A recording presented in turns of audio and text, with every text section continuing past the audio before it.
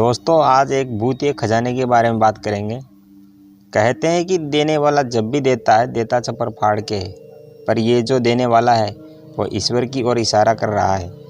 पर आपको पता है क्या, अगर कोई भूत भी उचित प्रसन्न हो जाए तो वह भी माला माल बना देता है। जी हाँ, हम आज बात कर रहे हैं ऐसे ही भूत की, जिसने एक घूम घूम कर मूंगफली बेचने वाले गुड़ धनिया गुड़ और मुरमुरे चावल भूजे से बना एक बहुत छोटा सा लड्डू के आकार खाने की वस्तु है, जो बेचने वाले पर इतना पसंद हुआ है कि उसे मालदार बना दिया। आखिर क्यों और कैसे, आइए इस कहानी के आगे बढ़ाते हैं ताकि इन रहस्यों में से पर्दा उठ सके। इससे पहले कि कहानी को आगे बढ़ाएं, अगर आप चैनल पर नए हो तो वीडियो को लाइक और चैनल को सब्सक्राइब जरूर करें, ताकि जब भी ऐसी वीडियो आए सबसे पहले आपको नोटिफिकेशन मिले। हाँ, एक बात और, इस कहानी को आगे बढ़ाने के पहले मैं आप लोगों को बता दूं कि इस कहानी में कितनी सदस्यता है ये मैं नहीं कह सकता, क्योंकि ये कहानी भी मैंने अपने गांव में सुनी है और गवी जनता के माने तो इस घटना को लगभग 70 से 80 साल हो गए हैं। पहले गांव में कुछ बनिया फेरी करने आते थे, आज भी आते हैं पर कम मात्रा में। कोई छोटी मोटी खाने की चीज़ें बेचता तो कोई श्रृंगार के सामान या धनिया मसाला आदि। ये लोग एक गठरी में इन सामानों को रखकर गांव-गांव बेचते थे। आज तो ज़माना बदल गया है और गांव में भी कई सारी दुकानें खुल गई हैं, और अगर कोई बाहर से बेचने भी आता है तो ठेले पर सामान लेकर या साइकिल आदि पर आता है। हाँ, तो ये कहानी एक ऐसे ही बनिए से संबंध रखती है जो गांव-गांव घूमकर मूंगफली गुड़ धनिया मसल फट्टी आदि बेचता था। इस बनिए का नाम सुक्काराम था। सुक्काराम सूनी पगडंडी बड़े बड़े बगीचों आदि से होकर एक गांव से दूसरे गांव जाता था। सुक्काराम रोज़ सुबह सुबह मूंगफली गुड़ धनिया आदि बेचने अपने गठरी में रखता और किसी एक दूसरे गांव में निकल जाता। एक गांव से दूसरे गांव होते हुए मूंगफली गुड़ धनिया बेचते हुए वह दोपहर या कभी कभी शाम को अपने गांव वापस आ जाता। जब वह अपनी गठरी उठाए चलता और बीच बीच में बोला करता, ले गुड़ धनिया, ले मूंगफली, ले मसल पट्टी, दांत से सटी लाई का, बच्चा खाए सयाना हो जाए, बूढ़ा खाए जवान हो जाए। इसकी इतनी बात सुनते ही बच्चे अपने अपने घर की ओर भागते हुए ये चिल्लाते हैं कि मसल पट्टी वाला आया है, मूंगफली वाला आया है।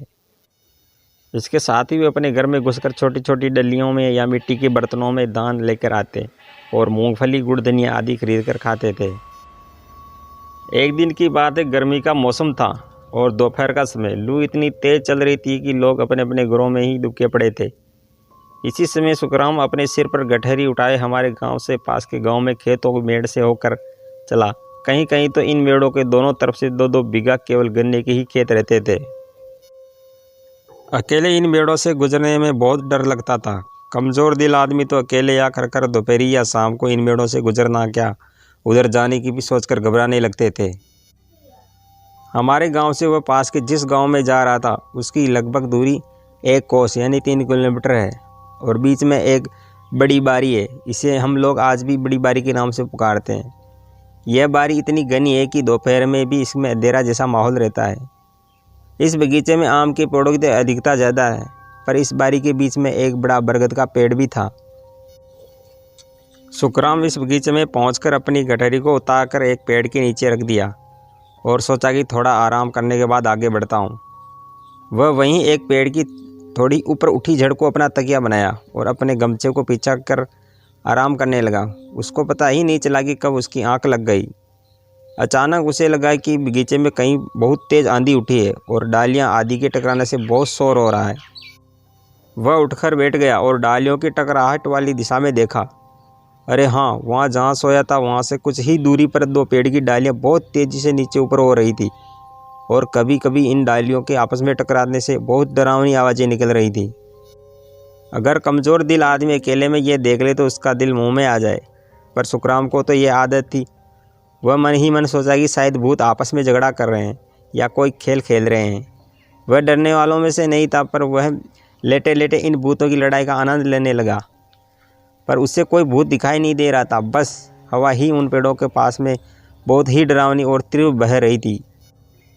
सुखराम के लिए भूतों की लड़ाई या खेल आम बात थी। उसे बार बार सुनसान रास्तों, झाड़ियों, घने बगीचों और आदि से होकर अकेले जाना पड़ता था। अगर वह डरने लगा तो उसका धंधा ही चौपट हो जाए। उसका पाला बहुत बार भूत प्रेत चुड़ैलों से हुआ, पर किसी ने उसका कुछ नहीं बिगाड़ा। वह अपने आप को बहुत बहादुर समझता था। सुखराम ने लेटे लेटे ही अचानक देखा कि एक बड़ा ही भयंकर विशालकाय प्रेत इस पेड़ से उस पेड़ पर क्रोधित होकर कूद रहा है। इसी कारण से उन दोनों पेड़ों की डालियां बहुत वेग से चरमरा रही थी। नीचे ऊपर हो रही सुखराम सतर्क होकर उसे भूत को देखने लगा। अरे सुखराम को लगा कि अभी तो ये प्रेत अकेले ही था, अब ये दूसरा कहाँ से आ गया। अच्छा तो ये बात है। अब सुखराम को सब समझ में आ गया था। दरअसल बात ये थी कि ये भूतों का अकेला खेल नहीं था, भयंकर झगड़ा चल रहा था। वह बड़ा भूत उस दूसरे भूत को पकड़ने की कोशिश कर रहा था पर कामयाब नहीं हो रहा था। इसी गुस्से में डायलों को तोड़ मरोड़ कर रहा था। अरे अब तो सुखराम को भी और मजा आने लगा था क्योंकि भूतों की संख्या बढ़ती जा रही थी। अभी तक तो ये भूत अदृश्य थे, अब एक एक करके दृश्य होते जा रहे थे। सुखराम के लिए सबसे बड़ी बात यह थी कि आज तक उसका पला जितने भूत प्रेत चुड़ैलों से पड़ा था उनमें काफ़ी समानता थी, पर आज जो भूत प्रेत एक करके प्रकट हो रहे थे उनमें काफ़ी असमानता थी। वो एक से बढ़कर एक विकराल थे। किसी को सूरत तो बहुत ही डरावनी थी। सुखराम को ऐसी भूतनी भी दिखी जिसके 2 सिर और 3 पैर थे। इसकी नाक भी नहीं थी और उसकी आँख भी एक ही थी और वह मुंह के नीचे। सुखराम अब उठकर बैठा हो चुका था और अब भूतों को लड़ने की प्रक्रिया और बहुत तेज हो चुकी थी। भूत एक दूसरे के जान के प्यासे हो गए थे। इन भूतों की लड़ाई में कई डालियाँ भी टूट चुकी थी और उस बगीचे में बवंडर उठ गया था। अंत में सुखराम ने देखा कि विकराल बड़े भूत ने एक कमज़ोर भूत को पकड़ लिया और बेहताशा उसे मारा जा रहा है। अब धीरे धीरे करके भूत अदृश्य भी होते जा रहे थे। अब वहाँ बस वही केवल 3 टांग वाली भूतनी ही बची थी और वह एक भयंकर विकराल भूत। अब सुखराम भी उठा क्योंकि इन भूतों की लड़ाई में लगभग उसके कई घंटे निकल चुके थे। सुखराम ने जो ही अपनी गठरी उठाना चाहा वह उठी ही नहीं। सुखराम को लगा कि अचानक ये गठरी इतनी भारी क्यों हो गई है। उसने दोबारा कोशिश की और फिर तीबारा, मगर गठरी नहीं उठी। वह पसीने से पूरा नहा गया और किसी अनिष्ट की आशंका से कांप गया। उसने मन ही मन में हनुमान जी का नाम लिया, पर आज उसे क्या हो गया वह समझ नहीं पा रहा था। आज तक तो वह कभी डरा ही नहीं था, पर आज उसे डर सताने लगा। उसके पूरे शरीर में एक कंपकपी सी उठी और उसके सारे रोए तीर जैसे एकदम खड़े हो गए थे। अचानक उसे उस बगीचे में किसी के चलने की आवाज़ सुनाई दी। ऐसा लग रहा था कि कोई मदमस्त हाथी की चाल से उसकी तरफ बढ़ रहा है। सुखराम को कुछ दिखा तो नहीं, पर ऐसा लग रहा था कि कोई उसकी ओर बढ़ रहा है। उसके पैरों के नीचे आकर सूखी पत्तियां चरमर कर रही थी। अब सुखराम ने थोड़ा हिम्मत से काम लिया और भागना उचित नहीं समझा। उसने मन ही मन सोचा कि आज जो कुछ भी हो जाए, पर वहाँ से भागेगा नहीं। अचानक उसे दैत्याकार अदृश्य प्राणी की चलने की आवाज़ थम गई। अब रामधन थोड़ा और हिम्मत करके चिल्लाया, कौन है? कौन है वहाँ? जो कोई भी है सामने क्यों नहीं आता? अब सब कुछ स्पष्ट था क्योंकि एक विकराल भूत, शायद ये वही था जो दूसरे भूत को मार रहा था, सुखराम के पास दृश्य हुआ, पर एकदम शांत भाव से। अब वह गुस्से में नहीं लग रहा था। सुखराम ने घबराते हुए कहा, कौन हो तुम और तुम क्या चाहते हो? मुझे क्यों परेशान करो? मैं डरता नहीं हूँ। वह विकराल भूत बोला, डरो मत, मैं तुम्हें डराने भी नहीं आया हूँ। मैं यहाँ का राजा हूँ। राजा और मेरे रहते किसी को डरने की आवश्यकता नहीं है। अगर कोई डराने की कोशिश करेगा तो मैं उसे भस्म कर दूंगा, जो उस कल मुनिया को किया है। अब सुखराम को थोड़ा डर कम हुआ और उसने उस भूत से पूछा, क्या किया था उस कलमुनिया भूत ने? वह विकराल भूत हंसा और कहा, वह कलमुनिया काफ़ी दिनों से इस ललमुनिया 3 टंगे वाली को सता रहा था। मैंने इसे कई बार चेतावनी भी दी, पर समझ नहीं आया। हद तो आज जब तब हो गई जब उसने कुछ भूत प्रेतों को एकत्रित करके मुझ पर हमला कर दिया। सबको मारा मैंने और दौड़ा कर मारा। सुखराम ने अपनी जान बचाने के लिए उस भूत की चमचागिरी की। मैं उसकी बहुत प्रशंसा की और बोला, तो ये क्या अब मैं जाऊं? हाँ जाओ, पर जाते जाते कुछ तो खिला दो, बहुत भूख लगी है और थक भी गया हूँ। सुखराम ने उस भूत को अपना पीछा छुड़ाने के लिए थोड़ा गुड़ धनिया निकालकर उसे दे दिया। गुड़ धनिया खाते ही भूत सुखराम से विनती भाव में बोला कि थोड़ा और दो ना, बहुत अच्छा लगा है, मैं भी बचपन में गुड़ धनिया खाता था। सुखराम ने कहा कि नहीं, अब नहीं मिलेगा, सब तू ही खा जाएगा तो मैं बेचूंगा क्या? भूत ने कहा कि बोलो कितना हुआ, मैं ही खरीद लेता हूँ। सुखराम को अब थोड़ी लालच आ गई क्योंकि उसने सुना था इन भूतों के पास बहुत अपार संपत्ति होती है। अगर किसी पर प्रसन्न हो गए तो वो मालामाल कर देते हैं। अब सुखराम ने गठरी में से थोड़ा और गुड़ धनिया निकाला और उस भूत की ओर बढ़ाते बोला कि अब पैसे दो, यह गठरी का पूरा सामान दे दूंगा तुझे। भूत ने उसके हाथ से गुड़ धनिया लिया और खाते खाते बोला कि मेरे पीछे पीछे आओ। अब तो सुखराम एकदम निडर होकर अपनी गठरी को उठाए उस भूत के पीछे पीछे चल दिया। वह भूत सुखराम को लेकर उस बगीचे में गया, एकदम उत्तर की ओर पहुंचा। यह उस बगीचे के एकदम उत्तरी छोर पर था। इस उत्तरी छोर पर एक जगह एक थोड़ा सा टीला उठा हुआ था और वहीं पास में एक मूंज और एक छोटा नीम का पेड़ था। उस नीम के थोड़ा आगे ही एक छोटा सा पालसा का पेड़ था। उस विकराल भूत ने सुखराम से कहा कि इस पालसा के पेड़ के नीचे खोदो। सुखराम ने कहा कि मेरे पास कुछ खोदने के लिए नहीं है, तुम ही खोदो।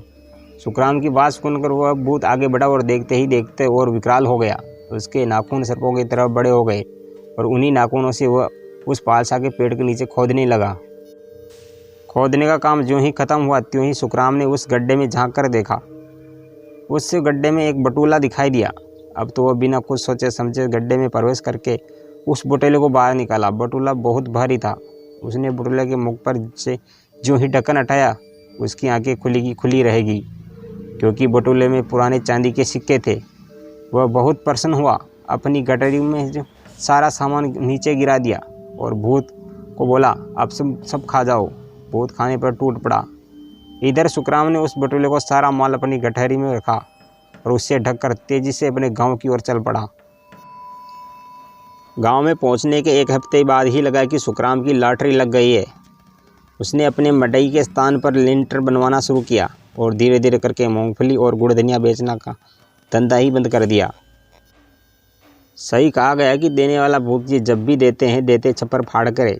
इस कहानी में कितनी सच्चाई है मुझे नहीं पता, पर आज भी गांव में सुनने को आता है कि फलाना व्यक्ति को 4 बटुली पुरानी सिक्के मिले तो फलाना को 2 बटुली।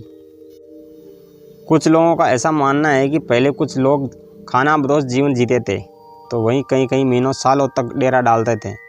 अपने रुपये को पैसे छिपा देते थे, बाद में भूल जाते थे या कहीं और चले जाते थे। ये वही पैसे तो है। कुछ का कहना है कि ये भूत प्रेतों के पैसे हैं और वही लोग वहीं रहकर उनकी रक्षा करते हैं। खैर जो भी है, पर आप बताइए ये कहानी कैसी लगी।